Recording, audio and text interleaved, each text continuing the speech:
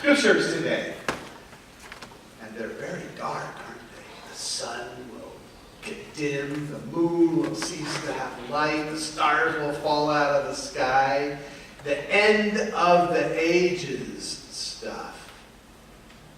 It's pretty heavy stuff. I'd much rather talk about, instead of the end of the eternity, I'd like to talk about the end of the year.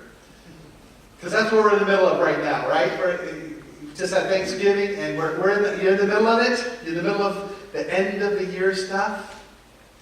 You know, we have exactly 30 days left before Christmas.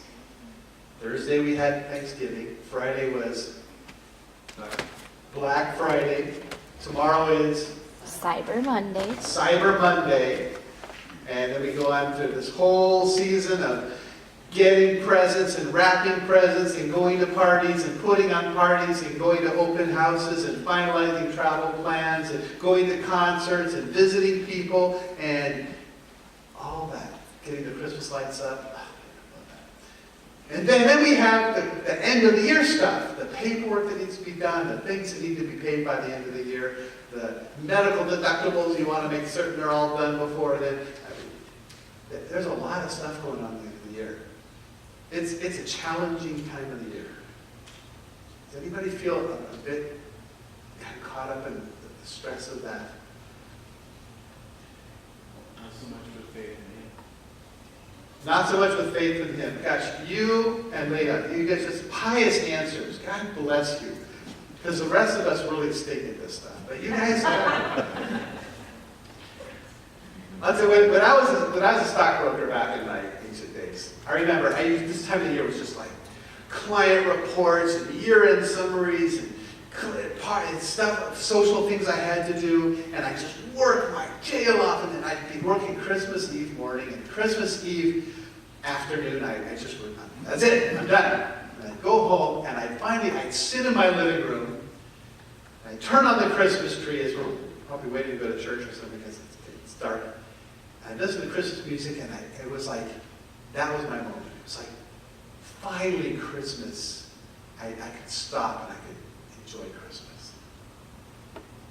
And then the next day was Christmas, and then it was over. And I remember thinking, man, what happened to it? I missed it.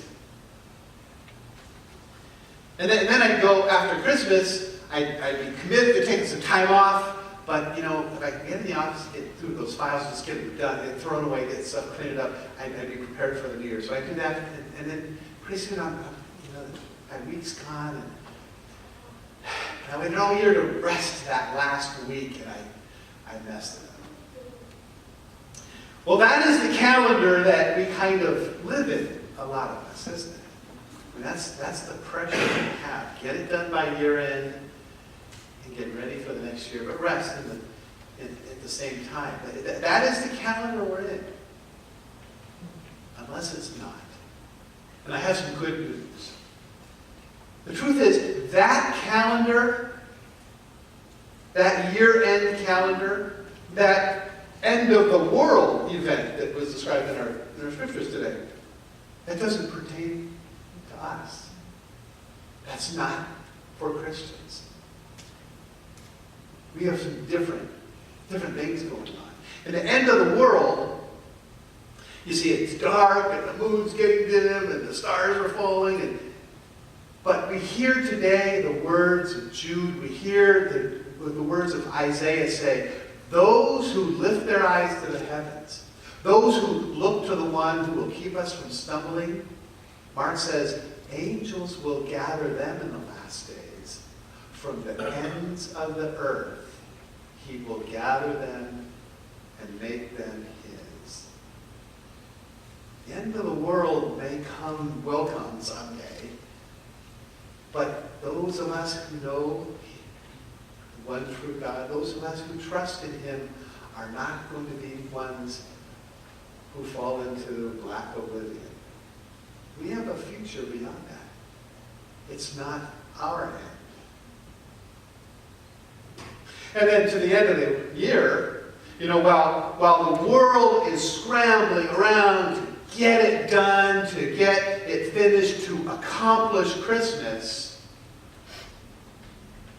doesn't pertain to us either.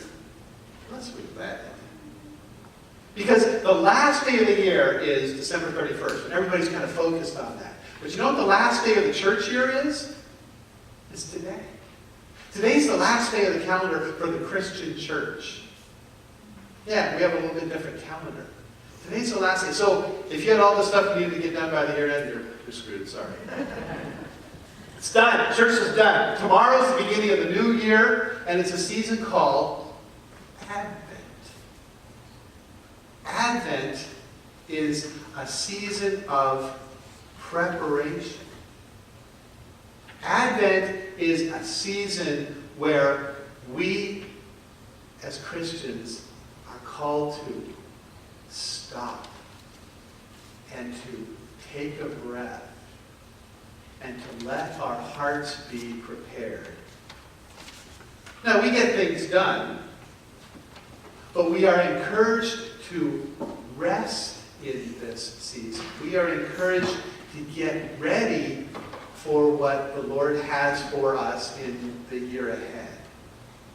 See, Mark, in today's gospel, calls us to be awake. Remember he said that? Be awake. Pay attention. Be awake to what's happening. Notice what Jesus is doing in the world. Notice what he's doing for you. And then, before you do it, he says, Jesus is the Lord of the Sabbath. He says, all those who are weary and burdened, all those who have Christmas presents to wrap, and cakes to bake, and cookies to make, all those who are weary and burdened, come to me and rest in me. He says, rest. Rest meaning a word of habitating with, of dwelling with, of spending time with. See, we're in a season right now where all that stuff that we're doing, we think that's an end in itself. That is all stuff he would have us do. To rest, get to know, to be formed by him so that the work he has for us to do after that, we're prepared to do. Now, we are designed to work. Don't get me wrong. But we're designed to work from our rest. We think we're designed to work and then rest. No, we're designed to rest and then go out to work. We're designed to stop, be formed by his hands, be poured into him by him, to rest in his presence, and then, prepared that way, go out into the world. You see the difference? That makes sense to you? It didn't make sense to me. What's that? He gives us strength. He gives us strength. Yeah.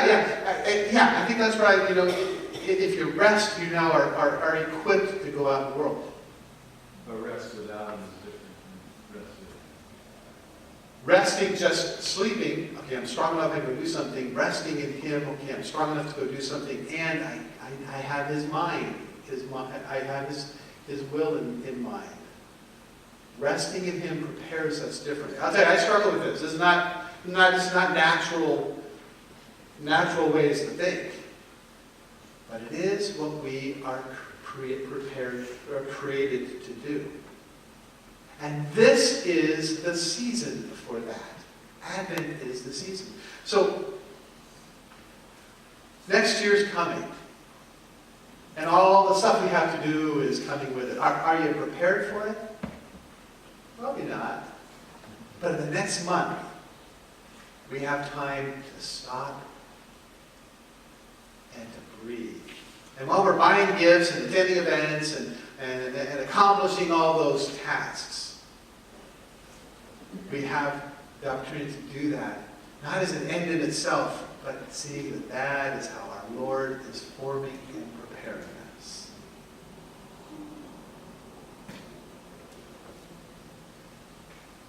End of the year is coming. And the beginning of next year will be here.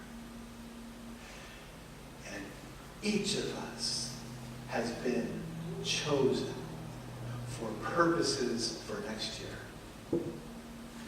Each of you has been chosen to do tasks that are laid out for your life. And each of you has been chosen to rest in Him as you're prepared for that. So, stop. Listen. Be awake, in Mark's words. And rest. And may you find in this Christmas rush, Christmas rest. May this be the beginning of your year now that prepares you for what is ahead. And may He bless you as you're being prepared for all the work He'll be doing through you in the year ahead. In Jesus' name.